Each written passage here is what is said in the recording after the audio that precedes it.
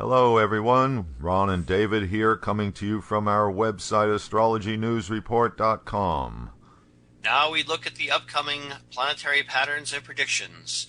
What's in store in the heavens for September 7th to September 14th and beyond. The full moon will be on Monday, September 8th at 22 degrees Aquarius. Note that the full moon occurs in the same sign with Neptune, the planet of the dream world, delusional perception, and deceptive actions. This adds a tinged quality to the lunar energy. The moon rules the emotional mind, and we all know how emotions are in a constant state of flux. That is to say, inherently unstable. So adding in Neptune is not a helpful situation. Also, this full moon falls in the nakshatra Purva Bhadra and marks the culmination of the energy of the lunar month Bhadrapada. The lunar month of Bhadrapada has a rather nasty reputation, which stems from the significations of the nakshatra Purva Bhadra. This is the nakshatra of regret and remorse, sacrifice and revenge. The implication is that whatever is done during this month will be regrettable or will be cause for remorse. Cue the suicide bombers and drones. Is there anything favorable about this month? Everything in Vedic astrology has two sides, so isn't it a good month for something, Ron?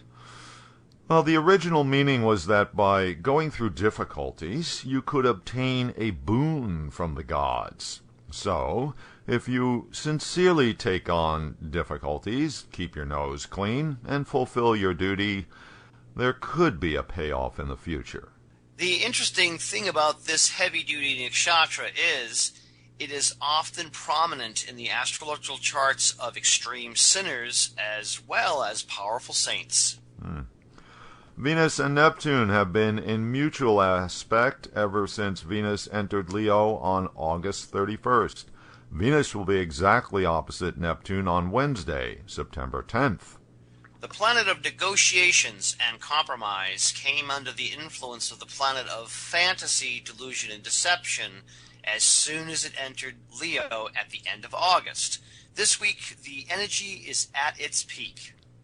Although this combination can be good for artists, since Venus is art and Neptune is the imagination, it's not a favorable combination for honest negotiations.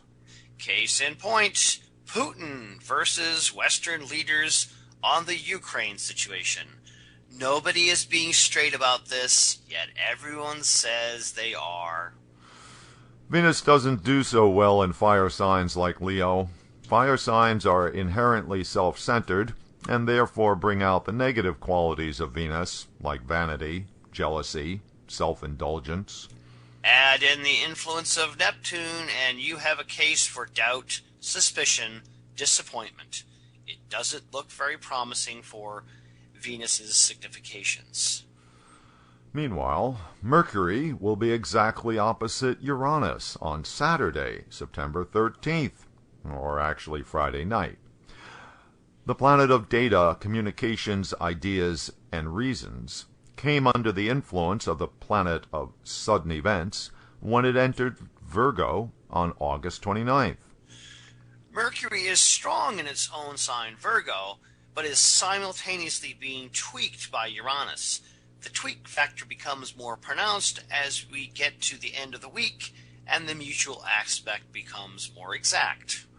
Uranus spikes up Mercury. There is some simpatico between these two planets, which in this case can manifest as inspirations, epiphanies, or overheated thinking, or just crazy ideas. This planetary pattern can also manifest as sudden, unexpected news items, new information, unanticipated communications, such as off-the-wall internet postings. Already saw some of that last week, like the brouhaha over leaked nude photos of actresses, or the shock over another beheading video posted by the Islamic State executioners. You can be sure that there'll be more revelations, internet clickbait, leaked conversations, and so forth this coming week and next. Mars is now in Scorpio, strong in its own sign, and boosted by the trine aspect of Jupiter. Already we have seen evidence of the strength of Mars in world events. This energy pattern continues for the next 6 weeks until mid-October. Mars in Scorpio is good for getting things done, especially in coordination with others. Mars is called the planet of brothers. Scorpio is a sign of alliances. Around the world, sides are being chosen. The opposing teams strategize as they get ready to pursue their goals, each claiming, "And victory shall be ours." Truly. We'll watch for more of that in the coming weeks. Yes, certainly. Thanks for visiting astrologynewsreport.com. And be sure to keep up with us on Twitter at Astro News Report.